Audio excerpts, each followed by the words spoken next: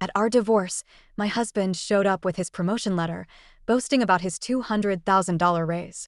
The judge looked at me and said, "You built that empire, didn't you?" I nodded. He turned pale. I stood up, enjoy the corner office with no clients, because they all followed me. I'm 44. My now ex-husband, Callum, is 46. We were together for 18 years, married for 15, and ran a company together for nearly 13 of them. A marketing agency that we built from our living room floor in a 2-bedroom apartment in Capitol Hill, Seattle. It was supposed to be us against the world. And it was. Until it wasn't. Let me start from the beginning, or at least from when things started unraveling. It was a Tuesday morning, drizzling as always in Seattle, and I was sitting at the kitchen island sipping the last of my coffee before my Zoom call with a client. Callum had left hours before sunrise, saying he had early prep for a board meeting. Lately, that had become a regular thing. He was rarely home, and when he was barely present. Always tired, always distracted. I didn't press. I thought maybe we were just going through a rough patch. I blamed it on work stress, on midlife burnout, on parenting a daughter who had just started college in another state. Nina, our daughter, was our pride. She got into University of Oregon, studying environmental science, always challenging the system, passionate about climate justice. She had a fire in her I always admired. Callum found her a bit too much. He never said it directly, but I saw it in the way he rolled his eyes when she ranted about fossil fuels at dinner or made us switch to biodegradable trash bags. So that Tuesday morning, I'm checking our shared iCloud calendar when I see a notification pop up. Email from Holly Murren, subject, weekend plans, clinking glasses. I wasn't snooping. I swear I wasn't. Callum and I shared our digital accounts, calendar, reminders, some emails. Just a habit we never grew out of. I clicked, not expecting anything. But what I saw made my stomach drop, still thinking about Saturday night. You're right, we should have started this sooner. Dinner at Canlis again this Friday? Tell Mira you're traveling for the investor pitch. Mira. That's me. I sat there frozen. I reread the email 3 times. Then again. I read the timestamp, 2:14 a.m. sent from Holly's work email. That was all it took. My hands started shaking, but I didn't cry. I didn't yell. I just closed the laptop, slid it aside, and sat there for a good 20 minutes staring out at the rain. It was a soft, misty drizzle that looked almost peaceful. So unlike what was happening inside my head. Holly, my mentee, the 29-year-old VP of Strategy one had hired. Fresh out of NYU. She was brilliant, sure. But she was also still learning the ropes when I took her in. I spent hours coaching her on pitch decks, refining her client presentations, giving her feedback on team leadership. I even took her to dinner at Canlis once to celebrate her first big client win. And now she was with him? When I picked Nina up from the airport over spring break a few days later, I tried to act normal. She was sitting beside me in the car, her Spotify playlist humming some indie artist I didn't recognize, and I almost told her everything. But I didn't. I couldn't. She adored her dad. Instead, I focused. I started watching, listening, taking mental notes. Thursday night, Callum came home around 10 p.m. Hey, I said casually from the couch, pretending to watch a documentary. He walked in, loosened his tie, and dropped his keys in the bowl by the door. Long dinner with Roy and the board. Went late. Oh, how's Roy? I asked. He blinked. Same as always. I smiled. And Holly? He froze. Just for a second. What about her? You mentioned she was going with you to Vancouver for the investor meetings, I said softly. Yeah, he mumbled. She flew in this morning. I nodded. Makes sense. He didn't ask me anything. Didn't even seem curious why I brought it up. And that's when I knew I was already invisible to him. But here's the thing, I didn't collapse. I didn't curl into a ball and cry in the shower. I went into business mode. Because if Callum thought I was going to quietly disappear, he forgot who the HLL he married. First, I found a lawyer. A damn good one. Marla Skinner, highly recommended by 3 women I knew through a professional women's networking group. She specialized in high-asset divorces and wasn't afraid to play dirty. Second, I did what I always did best, documentation. I pulled every client contract I could find. Every project outline I created. Pitch decks. Internal memos. Strategy roadmaps. My name was all over everything. I had created 80% of our systems, workflows, templates. The logo? Designed by me. The tagline? Mine. The People First campaign that brought in our biggest client from Toronto? That was my idea, fought for in a meeting Callum nearly tanked because he wanted to go in a more aggressive direction. He got the credit. Publicly. but I had the receipts. And finally, I started quietly talking to clients. Not saying much, just checking in, asking how they felt about the direction of the firm, letting them know I was still around, still in charge of strategy. Almost every single one said the same thing: "We love working with you. We wouldn't be here without you." And then came the divorce papers. I served him on a Monday morning, just after his workout. He was still sweaty, in his Under Armour shirt, when he opened the envelope. "You serious?" he said, looking up at me like I was the one who betrayed him. "You shouldn't have underestimated me," I replied, my voice calm. "What is this? You think you're going to take the company?" "No," I said. "I'm going to reclaim it." And then came the hearing. God, I'll never forget that day. He showed up in a smug navy suit, holding his brand new promotion letter, senior managing director of the agency. $200,000 raise. He presented it to the judge like he was proud. "This shows my current compensation level," he said. The judge, an older man with a thick gray mustache and clear exhaustion from hearing too many divorces, glanced over it and then looked at me. "You built that empire, didn't you?" I just nodded. Callum shifted in his seat. The judge turned back to him. "How much of your current client list came from your wife's strategic relationships?" Callum didn't answer. I stood up and said, "Enjoy the corner office, with no clients." "Because they all followed me." Callum turned pale. And for the first time in a very long time, I felt powerful again. The silence in that courtroom was deafening after I said it. Callum looked at me like he didn't recognize the person standing across from him. Maybe he didn't. Maybe he thought I was still the same woman who used to apologize when he raised his voice. The same woman who stayed late to fix his messy drafts, who skipped dinners with friends to proofread his PowerPoint slides, who raised our daughter while building a damn company on the side. The judge cleared his throat. "We'll need a full accounting of client contracts, names, and origin of contact." "Mrs. Weller, can you provide that?" "Yes, Your Honor," I said. I already had it. I'd come prepared. My lawyer handed over a thick folder. It had color-coded tabs and time-stamped emails going back 10 years. All showing who initiated the client relationships, who ran the pitches, who followed through. It was almost embarrassing how one-sided it was. The judge flipped through a few pages, gave a small grunt, and turned back to Callum. "Do you dispute that the majority of business development came from your wife?" He didn't say anything, just pressed his lips together and shook his head slightly. Outside the courtroom, I exhaled for the first time in what felt like days. Marla gave me a nod and said, "He thought he had you beat. Men like that don't expect women like you to fight back." I didn't say anything, but I remember feeling something break free inside me. A weight. A fog that had been over me for years. But it wasn't over. Oh no. That was just the beginning. Callum didn't take the loss gracefully. Within a week, he started trying to do damage control. He called clients, tried to convince them to stay. Told them I was going through something emotional, that I was overreacting and stepping away from day-to-day operations. But my clients weren't idiots. They'd been with me long enough to know who was doing the actual work. I got a text from one of them, Robert Lai, CEO of a tech startup in Vancouver. "Robert, Callum just called me. Tried to talk circles around your absence. I told him we'd prefer to wait until you are back in charge. Hope you're okay." I just replied, I'm fine. And I'm not going anywhere." The next day, I walked into the office. Our office.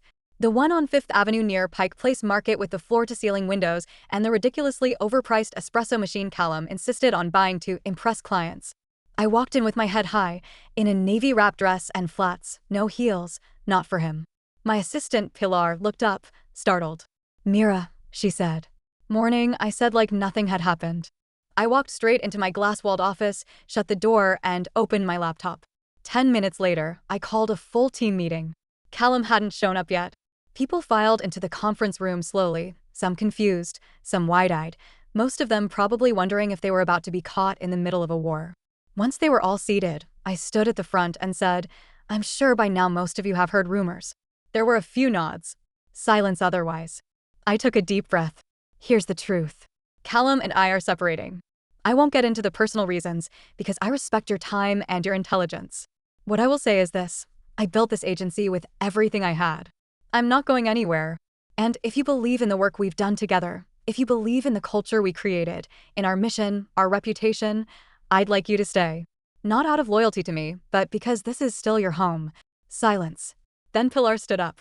"I'm staying." Followed by Ari, one of our senior designers. Same. Then Michael. Then Francesca. Then everyone else. And just like that, Callum lost the office before he even walked in. He showed up an hour later to find half his scheduled meetings canceled and most of the staff gathered in the common area. He pulled me aside. "You're undermining me." I looked at him, calm and collected. "You undermined yourself. You're acting emotional." I smiled. "No. I'm acting like the woman who built this place. And you forgot that." He stared at me, like he was trying to figure out if I was bluffing. Then his eyes darkened. "Fine. You want a war? You've got one." I shrugged. "Good. Because I'm not scared of you anymore." He left, slamming the door on the way out. Very professional.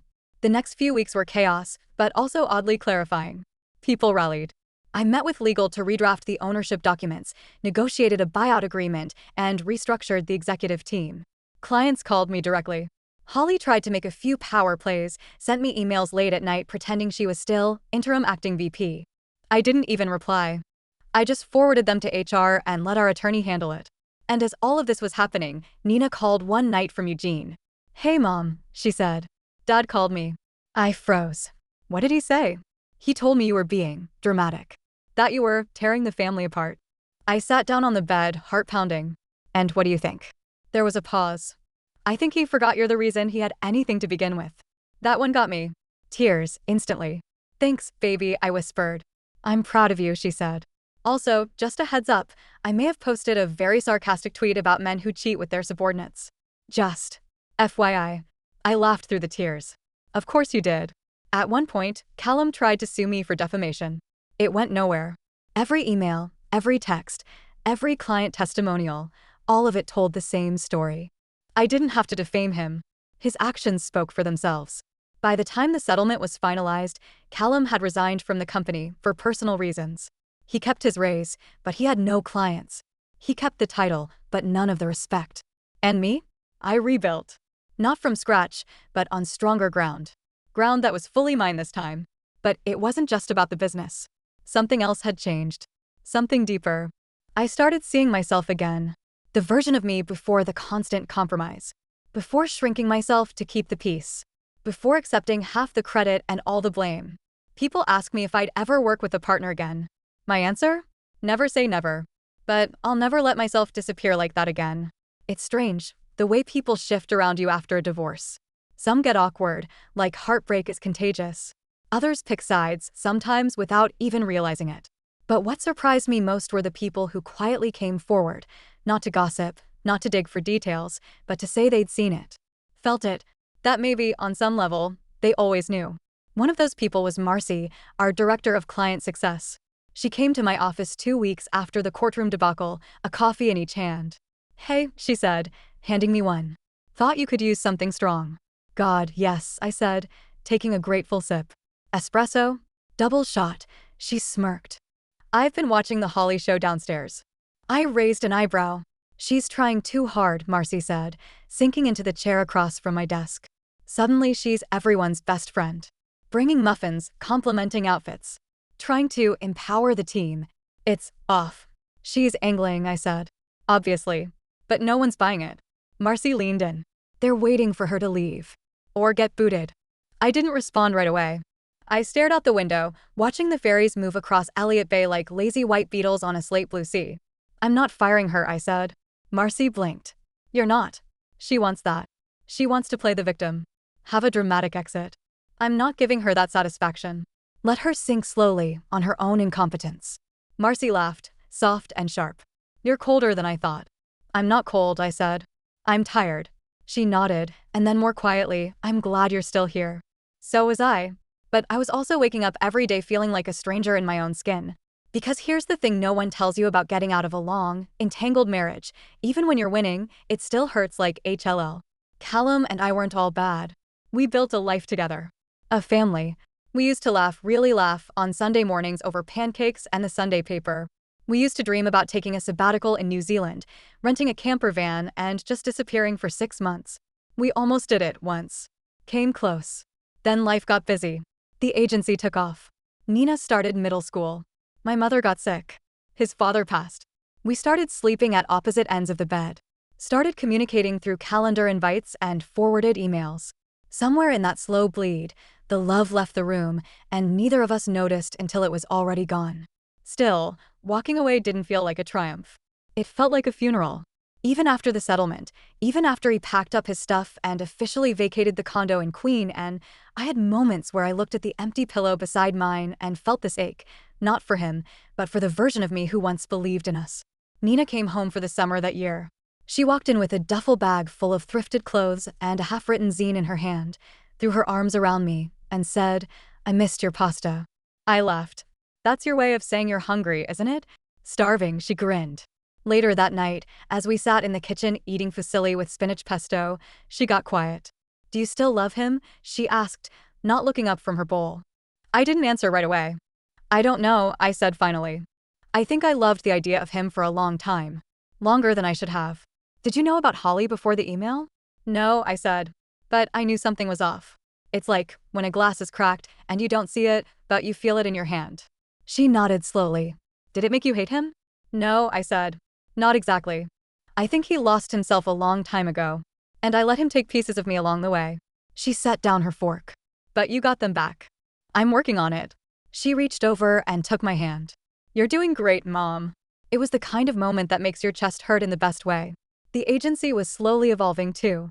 We rebranded. Subtly, but intentionally. New website, fresh visual language. Dropped Callum's name from all the public-facing materials. Reassigned client leads. Promoted Marcy. Hired a younger strategist with a KLLer eye for content and no interest in internal drama. Holly stayed for another 3 months.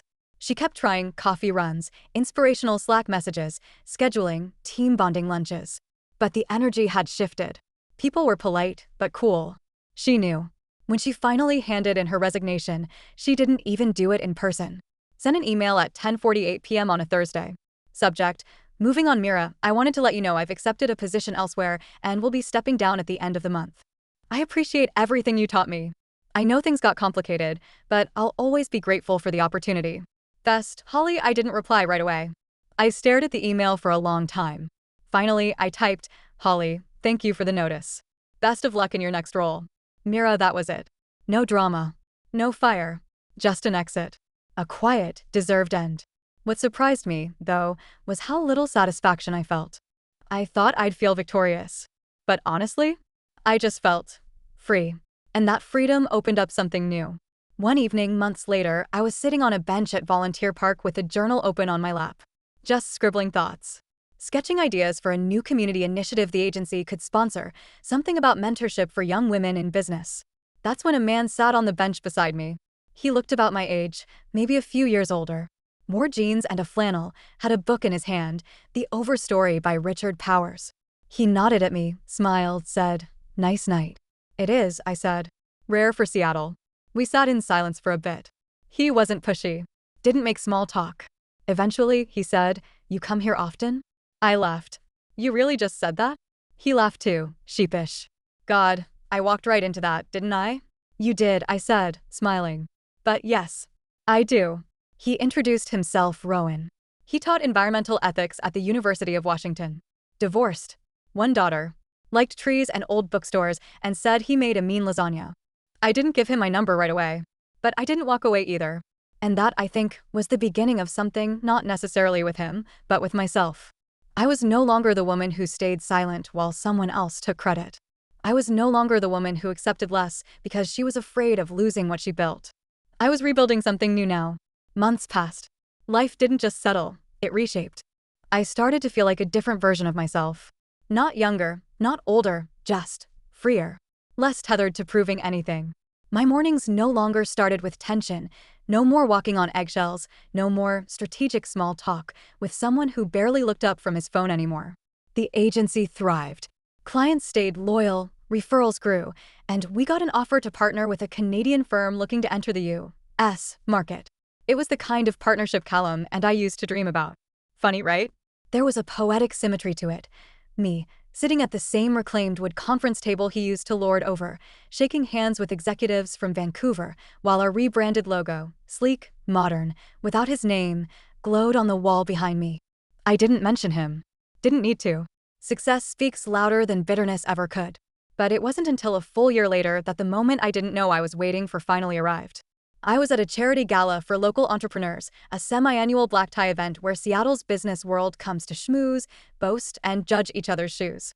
I'd been invited as a keynote speaker, topic, Building back stronger. Poetic. I was standing near the bar sipping a glass of white wine when I felt a tap on my shoulder. I turned. Callum. He looked older.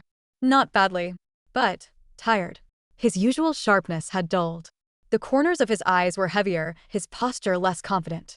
He was wearing a tailored tux, but it didn't fit him the way it used to. Like a costume. Mira, he said, forcing a smile. Callum. Long pause. You look great, he said, eyes flicking to my hair, then my neckline, then my left hand. I didn't respond. I just sipped my wine. He hesitated. Listen, I heard about the new deal. With the Canadian firm. That's huge. It is, I said, keeping my tone light, neutral. We've been working on it for months. He repeated quietly. I smiled. My team is phenomenal. Another pause. You've really done well. There was something in his voice. Not quite admiration. Not quite jealousy. Something in between. Regret, maybe. Nostalgia laced with something bitter. I said simply. He looked down at his glass. Things didn't exactly go how I imagined. No, I said, looking him dead in the eye. They went exactly how you designed them. You just didn't expect me to survive it. That hit him. He blinked once, slowly. Then he laughed, but there was no joy in it. Holly left, you know. Oh! 2 months after she quit. She moved to L.A., took a job at a fashion startup. Said she needed space to grow. He shook his head. Guess it wasn't what she thought it'd be. It rarely is when you steal things that don't belong to you. He didn't reply. Another beat of silence. I'm consulting now, he said, like he needed me to know he hadn't fallen off the planet. I nodded politely. He stepped closer, voice quieter. I was wrong. About a lot of things. About you. I looked him square in the face. No, Callum. You weren't wrong about me. You knew exactly who I was. You just didn't think I'd remember it. That did it. He nodded slowly, gave a faint smile, one that didn't quite reach his eyes, and walked away. And that could have been it. The final scene. But life had one more card to play. 2 weeks later, I got a message on LinkedIn. From Robert Lai, CEO, Velatech. Hey Mira, just got an email from Callum. He's trying to pitch a partnership consulting package. Mentioned your name in passing. Hope that's not an issue. Let me know. My hands hovered over the keyboard. I thought about ignoring it, letting it slide. But then I realized this was my moment. I replied, Hey Robert, it is an issue. Please refrain from working with anyone who leverages my name or legacy for gain without my direct involvement. I'm happy to recommend vetted consultants if you're looking. Callum isn't one of them. Best, Mira. Then I made one final move. I had a quiet coffee with a few of our largest clients, ones who still received outreach from Callum from time to time, trying to rekindle old relationships. I didn't badmouth him. I didn't need to. I simply said, please let me know if my name is ever used to suggest I'm affiliated with anyone else's services. I've worked hard to protect what I've built. My reputation is mine now. Fully. They understood. They respected it. And they told others. And slowly, quietly, Callum's influence dried up. He didn't crash or burn. There was no tabloid scandal, no dramatic public failure. That wasn't the kind of revenge I wanted. Instead, I watched as he became something worse, irrelevant. And I thrived. I built new partnerships, started mentoring young women through a local nonprofit, and launched a scholarship in my mother's name. I started cooking again, running again, laughing again. I even took that camper van trip through New Zealand, alone, and it was everything I needed it to be.